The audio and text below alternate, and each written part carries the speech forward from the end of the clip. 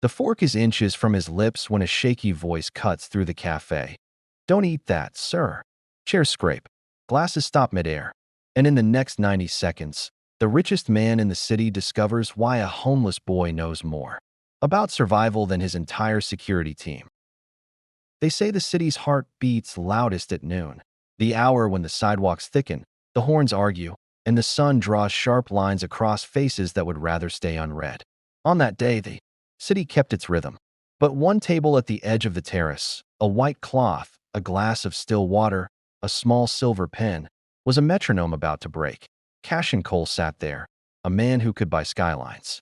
He dressed like he wanted to disappear, dark jacket, open collar, a tie coiled in his pocket like a snake he'd rather not wear. He moved with the quiet assurance of someone used to being served before he asked. Across from him, an empty chair waited for a journalist who was running 5 minutes late. The head of his personal security, Beck Harrow, stood near the host's podium, pretending to study the wine list while watching the street reflections in the cafe's window. The plate arrived with the choreography of money, a salad nobody would eat at home, leaves so green they looked rehearsed, ribbons of pear, crumble of white cheese on the knife's edge of melting, a dressing poured in a perfect ellipse as if taste could be engineered like stock prices. A server named Mara slid it down with a smile that didn't reach her eyes. The manager, Silas Parmenter, sharp, eager, always a fraction too close, hovered just long enough to be noticed, then drifted away. Half a block down, a boy wove through the chairs and shadows with a sack of crushed cans over one shoulder. He had a thin frame that made adults decide things about him before he spoke. He had those stubborn curls that refused to be told how to lie. He had a face the city had taught to watch before it blinked. His name was Rio, that he didn't plan to stop. At the terrace, not really. He'd already learned that the quickest way to disappear was to keep moving. But survival has a sound, and something in the rhythm of that table, of the server's hands, the manager's glance, the way the head of security shifted weight in his shoes, made the street go quiet in Rio's head that Rio's mother used to tell him, back when her voice still threaded the air of a shared room. The world hides its sharp parts in plain sight. When you can't afford to bleed, you learn to see. Rio stopped moving. The sun threw the cafe window back at him like a story, unfolding twice, first in glass, then in front of it. He saw Mara reach into her apron, not like a server adjusting a pen, but like a person checking a promise, and Rio saw the glint in her palm, a folded paper twist, pinched tight, that she tilted over the plate with a motion too quick for anyone who wasn't hungry for truth. The dressing caught the light, a shimmer like dust.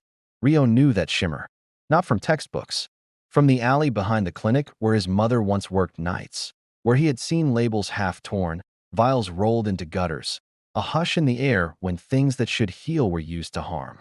He remembered the one time a thin, bitter smell rode the wind like a warning he didn't yet have words for.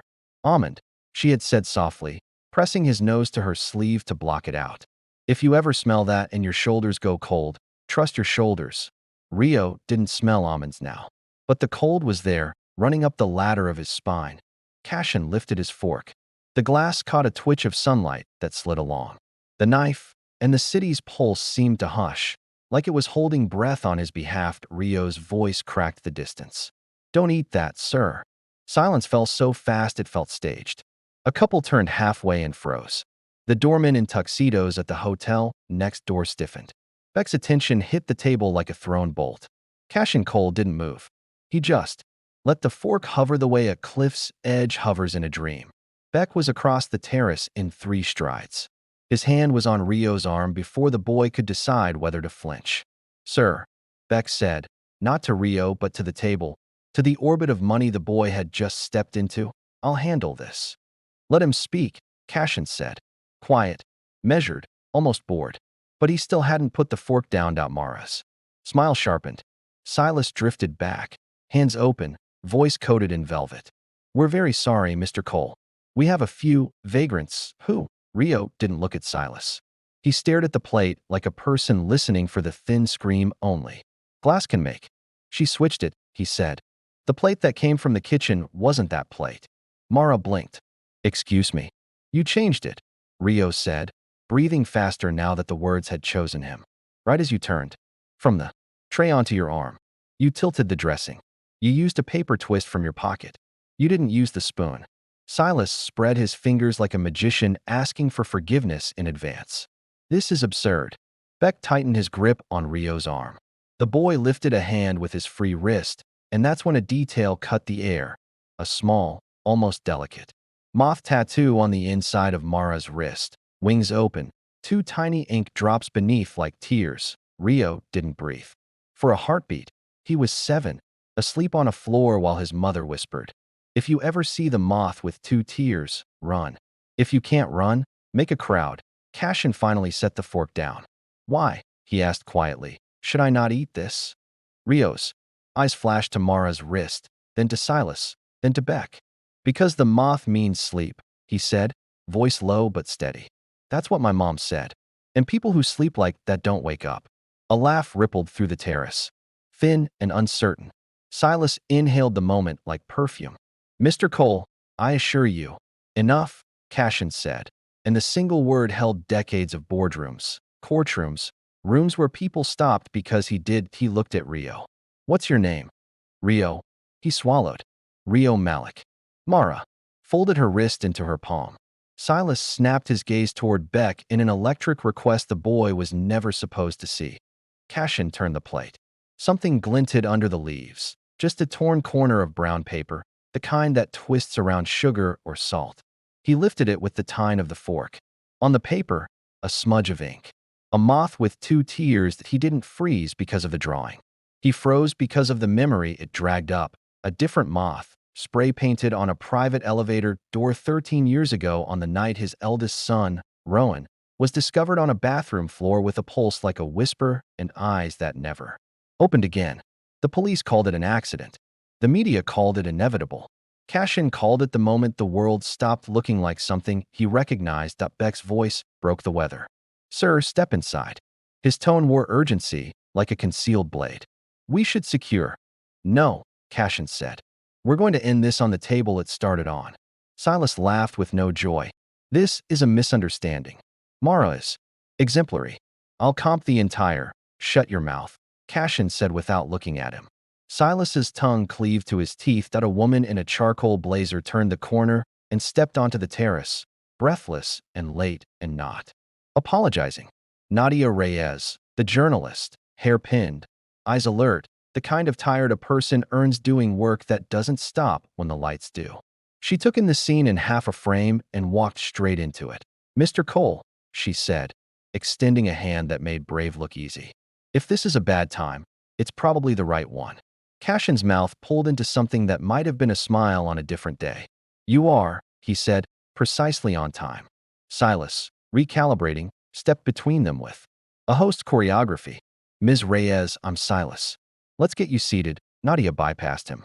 Her gaze fell to the boy. "Hello, Rio." The way she said his name made it clear she'd seen him before. Maybe on a curb holding his sack of cans.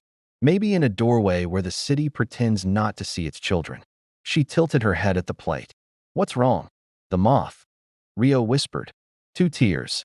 Nadia's face changed the way sky changes when it realizes it's not clouds it's carrying, but weather.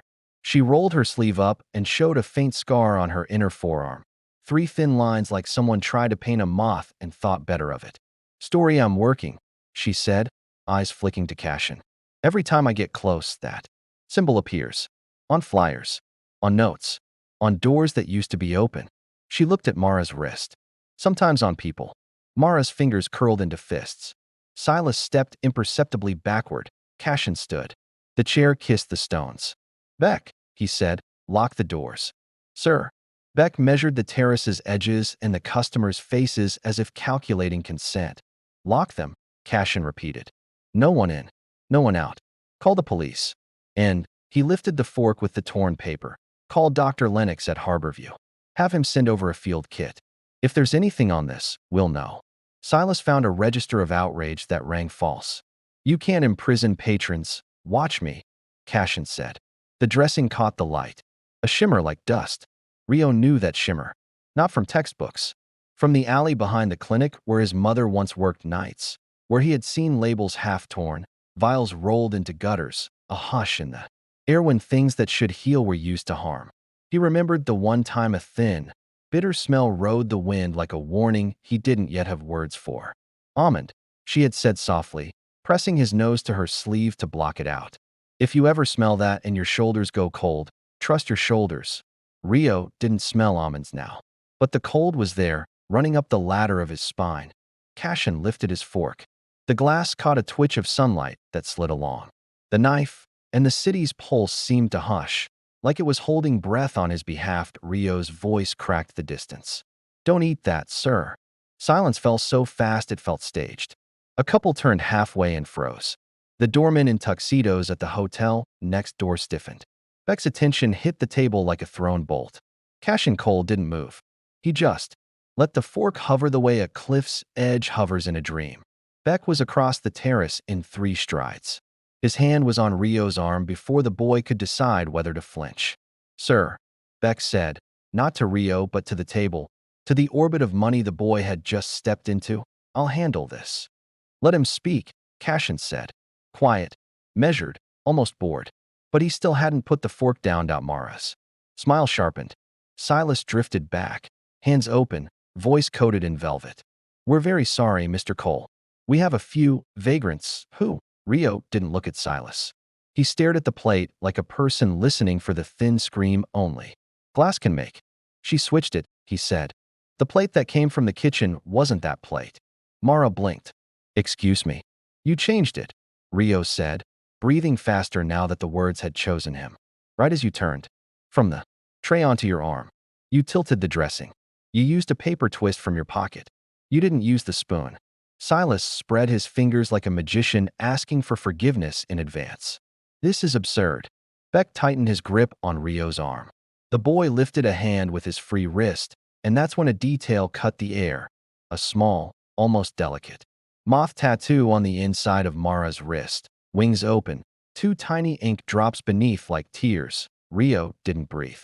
For a heartbeat, he was 7, asleep on a floor while his mother whispered, if you ever see the moth with 2 tears, run. If you can't run, make a crowd. Cashin finally set the fork down. Why? He asked quietly. Should I not eat this? Rio's eyes flashed to Mara's wrist, then to Silas, then to Beck. Because the moth means sleep, he said, voice low but steady. That's what my mom said. And people who sleep like that don't wake up. A laugh rippled through the terrace. Thin and uncertain. Silas inhaled the moment like perfume.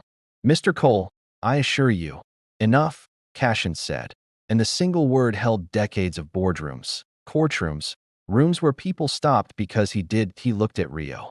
What's your name? Rio. He swallowed. Rio Malik. Mara folded her wrist into her palm. Silas snapped his gaze toward Beck in an electric request the boy was never supposed to see.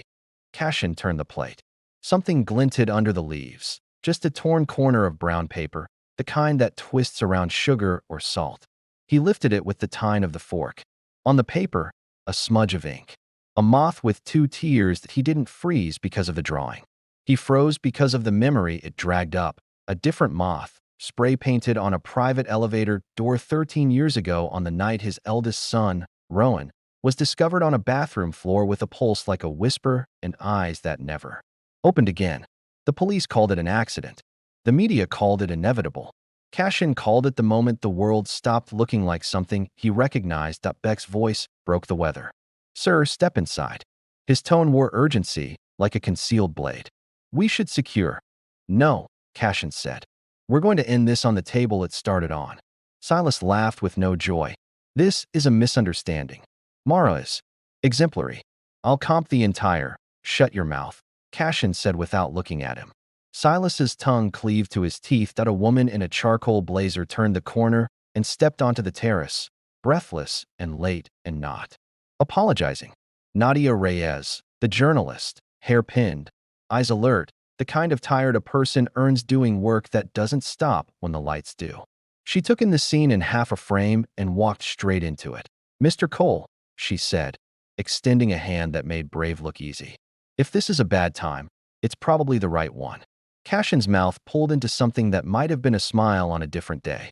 You are, he said, precisely on time. Silas, recalibrating, stepped between them with A host choreography. Ms. Reyes, I'm Silas. Let's get you seated. Nadia bypassed him. Her gaze fell to the boy. Hello, Rio. The way she said his name made it clear she'd seen him before. Maybe on a curb holding his sack of cans. Maybe in a doorway where the city pretends not to see its children. She tilted her head at the plate. What's wrong? The moth. Rio whispered. 2 tears. Nadia's face changed the way sky changes when it realizes it's not clouds it's carrying, but weather. She rolled her sleeve up and showed a faint scar on her inner forearm. 3 thin lines like someone tried to paint a moth and thought better of it. Story I'm working, she said, eyes flicking to Cashin. Every time I get close, that symbol appears. On flyers. On notes. On doors that used to be open. She looked at Mara's wrist. Sometimes on people. Mara's fingers curled into fists. Silas stepped imperceptibly backward. Cashin stood. The chair kissed the stones. Beck, he said, lock the doors. Sir. Beck measured the terrace's edges and the customers' faces as if calculating consent. Lock them, Cashin repeated. No one in. No one out. Call the police. And he lifted the fork with the torn paper. Call Dr. Lennox at Harborview. Have him send over a field kit. If there's anything on this, we'll know. Silas found a register of outrage that rang false. You can't imprison patrons. Watch me, Cashin said. The cafe's hum rose on a different frequency now. The restless buzz of strangers conscripted into a story by proximity. Phones hovered. Whispers coiled. The doorman at the hotel stepped closer, arms folded like parentheses around an incident they didn't want to contain. Beck moved to the hostess stand and slid the bolt. He spoke into his cuff. The terrace became a bowl. Rio felt the curve of it. Mara tried to vanish into tasks. She wiped a spotless glass, stacked napkins that didn't need ordering, drifted toward the kitchen like a person checking if the back door still loved her. Stay, Cashin said without raising his voice. Mara stayed. A busser brought a metal tray. Cashin set the plate on it with a care that would have looked like reverence if you didn't know what it cost him to touch it. Nadia circled the table, eyes on details. Mr. Cole, before we test anything, tell me why the sight of a moth made your face look like that. Cashin's jaw worked. He looked not at Nadia, but at Rio.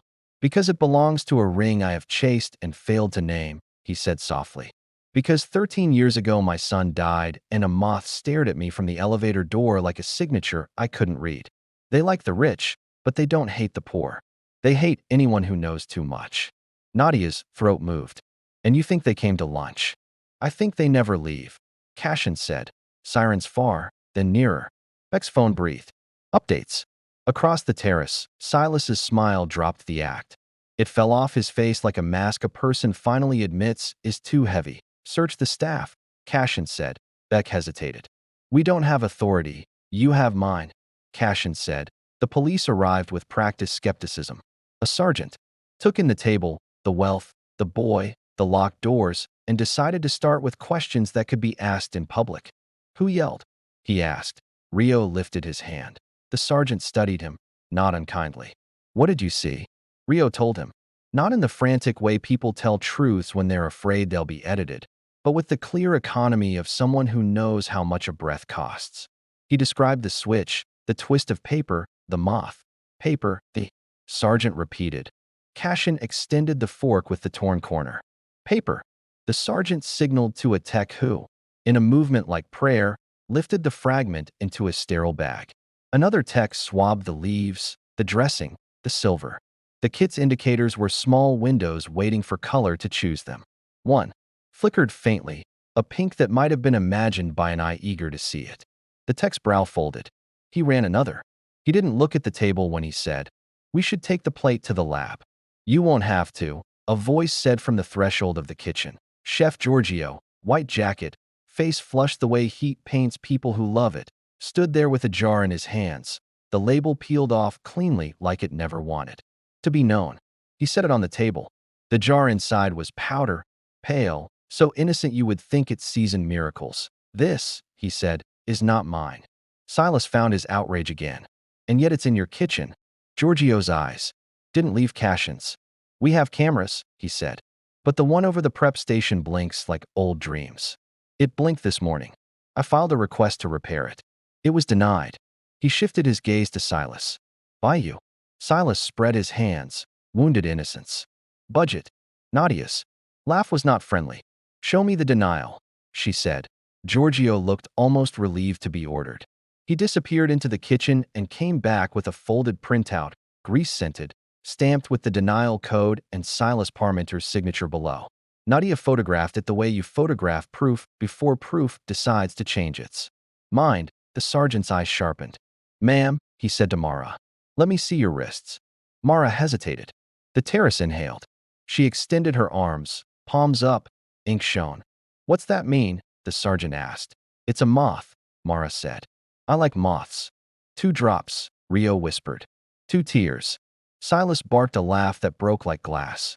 This is farce. Officer, do your job. There is a child harassing my patrons. There's a billionaire making theater. There's an unhinged chef calling me stingy. And there's a salad getting more attention than a murder. Silence rearranged itself around the last word. Nadia turned to him. Interesting choice of vocabulary. Silas's mouth opened and closed like a fish trying to shape water into alibi. Metaphor, he said. You journalists. A small commotion at the back door's threshold broke his sentence. A dishwasher, teenager, eyes wide with the kind of fear people use when they're about to choose a team, stepped out with a folded napkin in his shaking hand. I found this under the prep board, he said, staring at Mara like she used to be the sky and had changed into weather. You dropped it. The sergeant took the napkin. Inside, another paper twist, empty, and a smear of something that looked too close to nothing to have a name. Cashin's phone buzzed. A text from Dr. Lennox. If it's who I think, the initial test won't scream. It will whisper. Look for aconite. Monkshood. It moves like cold. Causes the heart to forget its own beat. Leaves little in its wake but absence and a strange calm. Cashin read it twice. Then he looked at Rio. The boy was breathing like someone who had run farther than his legs could explain. Who taught you to see? Cashin asked. My mom, Rio said. He touched the collar of his too large shirt, pulled it down an inch at the back, and revealed a tattoo small as a stamp. A moth with 2 tears, but different. Its thorax lined not with ink, but with tiny, precise numbers. Coordinates. Cashin didn't freeze because of the moth. He froze because of the numbers. 37 degrees, 47 minutes, 19 seconds north. 122 degrees, 25 minutes, 9 seconds west. San Miguel Harbor. The pier where Rowan died. The coordinates had been in the police report that never made the papers. The only people who knew them were a family and a handful of detectives who described them once in a whisper and then swore to forget. Where did you get that? Cashin asked, and his voice sounded like it belonged to the man he had been before 12 boardrooms taught him how to turn it off. My mom, Rio said. Hand poked. She said it's the place we were supposed to meet again if we ever got separated. She said the moth keeps watch. What's your mother's name? Nadia asked, softer than a microphone can hold. Amaya Malik, Rio said, and the name fell like a key into a lock that had been rusting for years. Nadia glanced at Cashin. He already knew. He had read the audit report 3 winters ago when a contractor at one of his clinics flagged a loss of controlled substances that somehow never made it to criminal court. The primary whistleblower's name had been redacted, but the investigator's notes, lines he was never supposed to see, referred to her once as AM and once, accidentally, as Amaya. The word safe house appeared, then disappeared under black bars. Somewhere in the back of Cashin's mind, a door that had been braced, bolted, and wallpapered over began to rattle. Amaya worked at Harborview's night clinic, Nadia said, mostly to herself, mostly to the air. She disappeared the week a moth appeared on the elevator door. Mara's breath hitched. Silas took another small step backward, old instinct making room for flight. Beck shifted, weight on his toes. Cashin saw it the way you see a tide begin, not with your eyes, but in your bones. Beck, he said, tell me again why you wanted me inside. Beck's eyes flicked to Silas and back, a seam he couldn't hide. To control the scene. To contain the witness, Nadia said. To get the boy away from the table. Beck didn't move. He didn't have to. The sergeant saw it, too. His voice hardened. Everyone stays where they are. Giorgio emerged once more, a printout trembling in his hand. The broken camera, he said, thrusting the paper toward the sergeant. It blinked, but not every blink is dark. It caught frames. Every fifth. It's enough. They wheeled out a laptop, the kind kitchens shouldn't need, but always do. They pulled up grainy footage, slideshow instead of film. But it was time's bones, and bones tell stories even when the flesh refuses. The frames built a stop-motion confession, Mara lifting a plate from the pass. A hand, Silas's, intercepting, with a grace too smooth to be innocent. The switch. The paper twist from Mara's apron, poured in a practiced curve. The napkin tucking the twist's corner under the leaves like a grave's dirt patted flat. Mara's jaw trembled. I didn't know what it was, she whispered. I swear. Silas finally understood he was losing the script. He lunged, not at Rio, not at Cashin, but at the jar on the table, the powder that held all the unsaid in its pale, nearly nothing face. Beck moved to block him, but not fast enough. The jar sailed, hit stone, blossomed into a ghost that made everyone step back like superstition had dense mass. The sergeant barked orders that turned breath into rule. Gloves. Masks. No one touch anything. The text swept, swabbed, lifted, measured. The air like it owed them the shape of guilt. And in the way one thread reveals a weave, the story began to make a pattern. Invoices that routed through a shell catering company owned by Silas's brother. A series of calls from Beck's private number to a contact saved only as moth.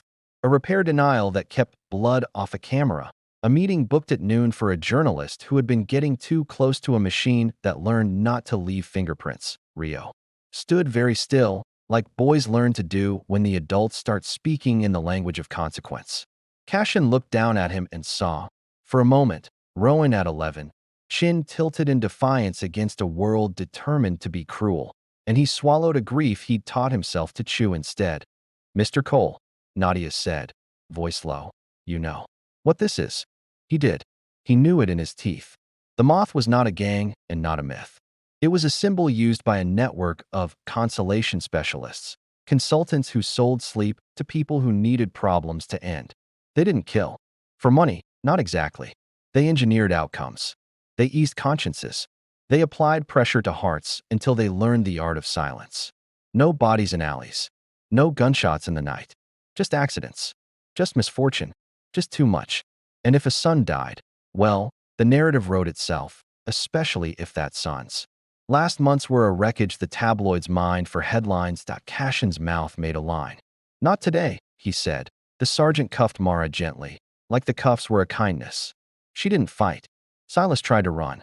Beck tripped him like a reflex he didn't think he still had. The two men hit the ground with a sound that made cutlery tremble. Why? Nadia asked. Not to anyone specific. To the idea of it. To the part of the city that believes every story needs a reason. Silas spoke into the stones. Because he was going to cut us off. He spat. Hatred and fear. Braided. Because he was going to let that woman publish and the donors would evaporate and the machine would starve. We had obligations. Nadia's eyes went cold. To whom? He didn't answer. He didn't need to. Phones would answer soon. Emails. Transfers. The moth would lose an eye today. And though creatures like that didn't die from the first wound, they learned what it felt like to bleed. The terrace exhaled. Police finished their work. The jar wore a new label. Evidence. And the powder lost its magic when it had a name. Aconite. Monkshood. Wolfsbane. So many names for a poison that only wanted to be a quiet winter in the body. The sergeant turned to Rio. You saved a life, he said. Maybe more. Rio shrugged in the wary way of kids who've learned praise has teeth. My mom said to make a crowd, he murmured. Crowds make predators clumsy. Your mom was right, Nadia said. Cashin knelt. He didn't do it like a gesture. He did it like gravity owed the boy deference. Rio, he said, if you're willing to trust me for 1 hour, I want to take you somewhere safe. We'll call who you want to call. You don't owe me anything. But I owe someone who taught you to see. Rio's eyes flicked to the street, to his sack of cans, to the glass where he sometimes slept under an overhang when the rain wanted to sing too long. He looked at Nadia. She nodded once. He looked at the sergeant. The sergeant nodded, too. Okay, Rio said. They left the terrace under the watch of a city that had learned, for a moment, to listen. Cameras followed. Words would follow. But for a block and a half, there was only the sound of shoes and the quiet knot of a future pulling its own thread through the eye of a needle that Cashin's car smelled like leather and decisions.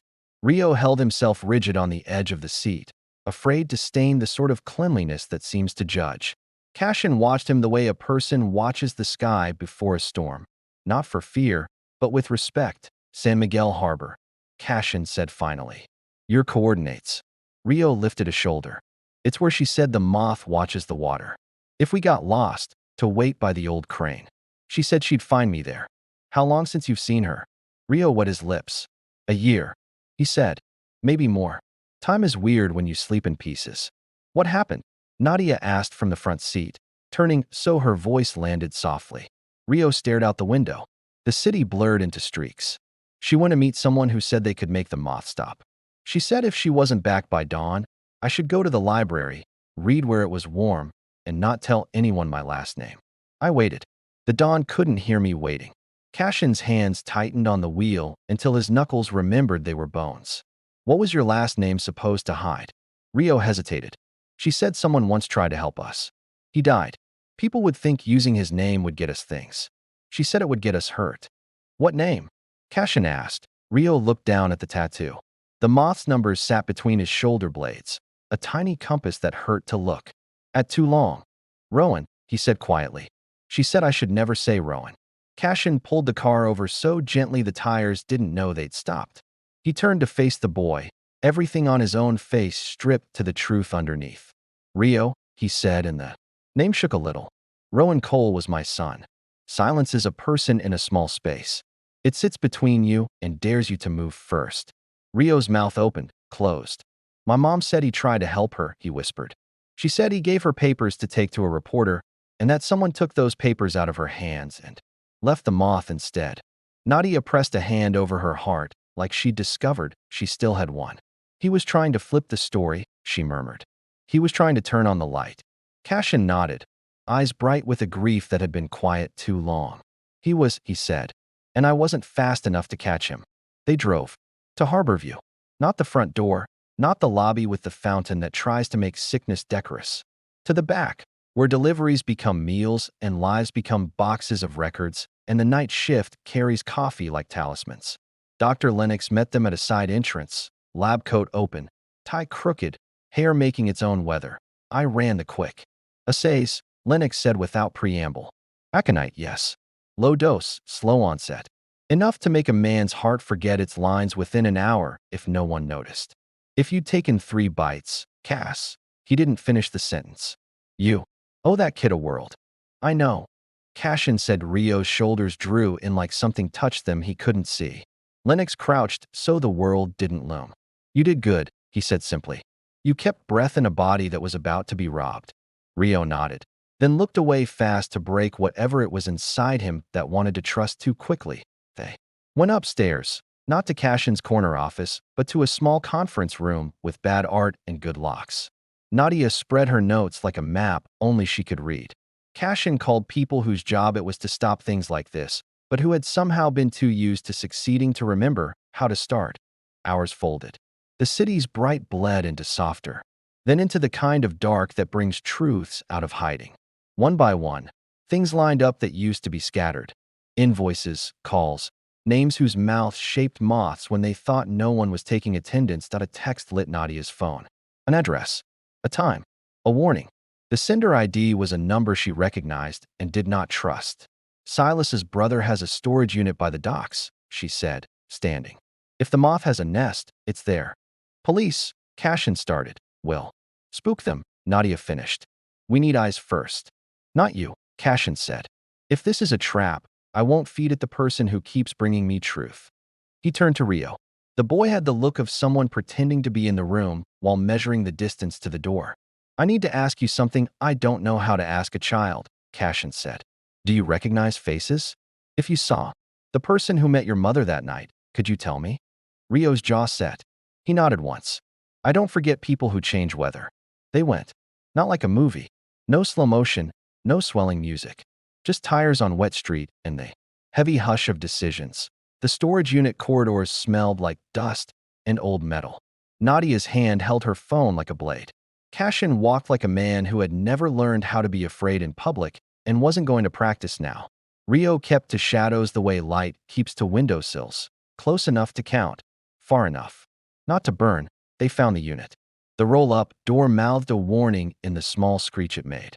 Inside, shelves labeled like a mind that wanted to pretend it was tidy. Between the boxes, files, invoices, a ledger that wanted to look boring, sat a corkboard freckled with the moth. Photos of people who had interfered. Red strings because whoever made this like theater after all. In the center, a photograph of Amaya Malik, alive, smiling a small, tired smile at a camera that belonged to someone she trusted briefly and shouldn't have. Below it, another photo, a child asleep on a couch, curls pressed into a cushion. Rio inhaled so sharply the air, cut out a footstep behind them. Not Beck, not Silas. A woman's voice, calm the way snow is calm before it breaks tree branches. I hoped you'd come, she said. Mara stepped into the light. The ink on her wrist seemed darker here. The two tears looked like punctuation. Mark's sentence wasn't finished with Nadia's mouth shaped a word that didn't get permission to exit. Cashin's shoulders squared. Rio took a step backward without meaning to. You're good, Mara said to Rio, and it wasn't a compliment. It was an acknowledgement rendered like an equation. You watch the way the hungry watch. Where is she? Rio asked, and the way he said it told Mara exactly who he meant. Alive, Mara said, surprising even herself with the truth. They needed leverage. They kept her quiet because they thought she could make you loud. Cashin moved fast. Where? Mara's smile was a wound. The harbor, she said. Of course. Sometimes a myth earns its own address.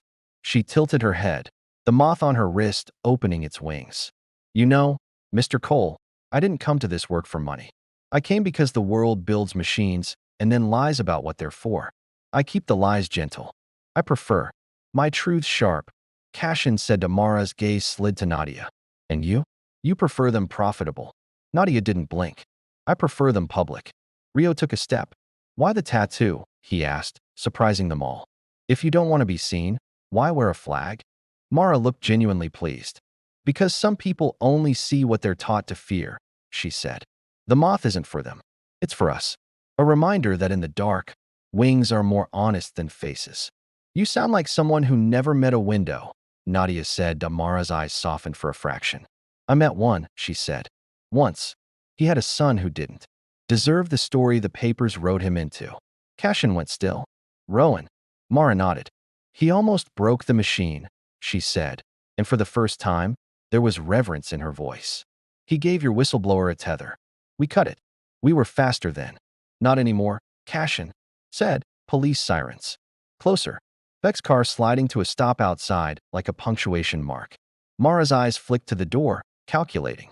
She could run. She didn't. Her shoulders uncoiled. She lifted her wrists. For the record, she said, I didn't know they'd use aconite.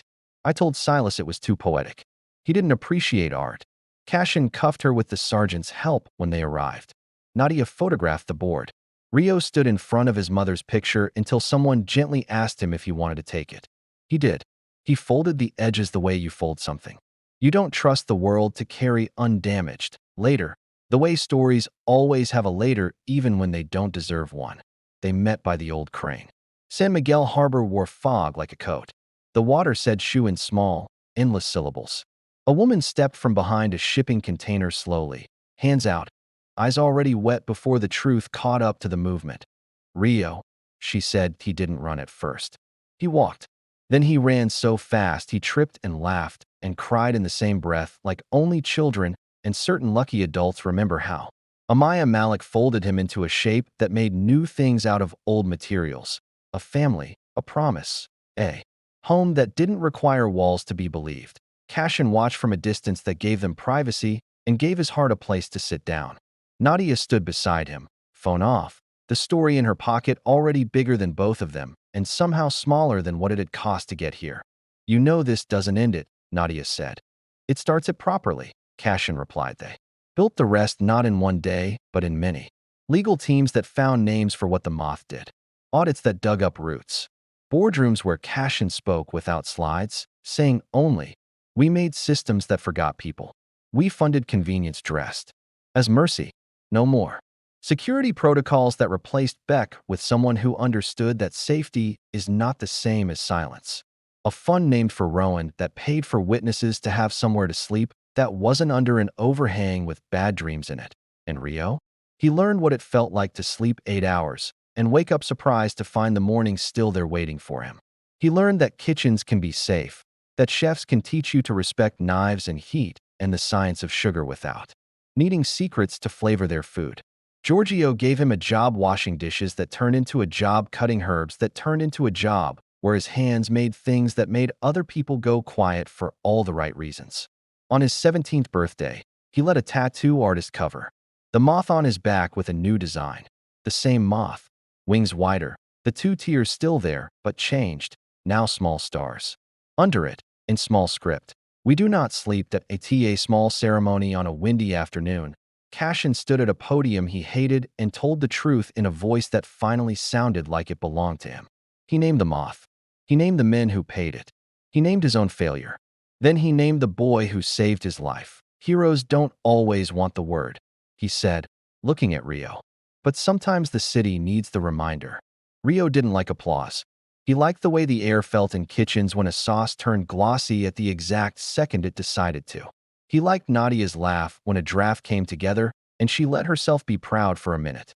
He liked the way his mother slept now, deep and untroubled, because the locks on the door were doing their jobs and not everyone's. People asked him to tell the story. He didn't. Not because he wanted to keep it, but because he understood what his mother had meant all along.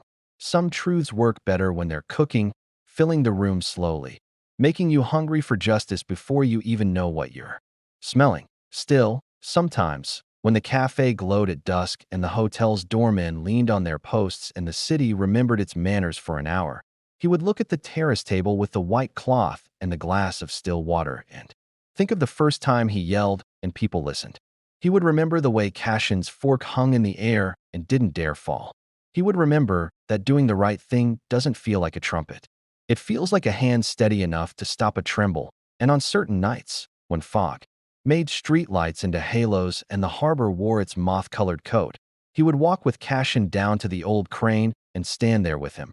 Both of them quiet the way men get when words have already done their duty. They would stare at the water that almost stole a sun and didn't.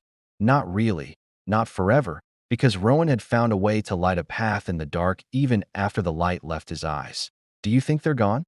Rio asked once. "The moth." Cashin shook his head. "No, things like that don't vanish. They molt. They wait. They change their wings." Rio nodded like someone who had decided not to be afraid of what changes its surface, but not its hunger. "Okay," he said. "Then we won't sleep." Cashin smiled, the kind of smile a man wears when he's stopped pretending and started living with the full weight of the truth. "We won't." The city beat on. At noon the next day, somewhere, a server poured dressing in a perfect ellipse. Somewhere else, a boy watched a glass shiver and decided whether the world wanted his voice. And on a terrace where money used to mean silence, a billionaire and a journalist and a boy who once slept under overhangs sat at a table and ate a salad no one had to fear, because sometimes justice doesn't roar. It whispers. It stands behind you, steadying your hand before it shakes. It says 3 words into a room taught to ignore them and makes the room listen anyway. Don't eat that. And then it teaches you why.